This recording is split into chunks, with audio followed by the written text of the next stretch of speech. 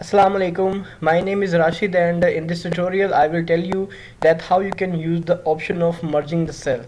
For example, this text is written in A3 that how to merge the cell in MS Excel.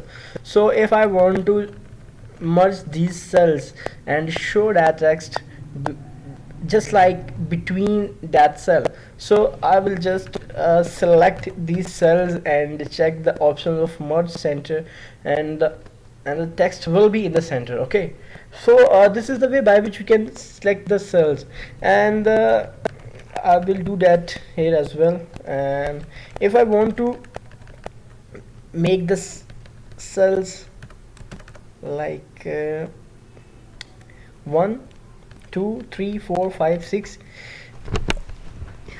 by this you can merge the cells, okay, in the shape of rows. So I will select the option of merge across, okay, and it will be like this, and I will make it center align. So this is the way by which you can use the option of merging the cell. And one more thing, that is you just need to subscribe my channel for more videos. Thank you so much for your time.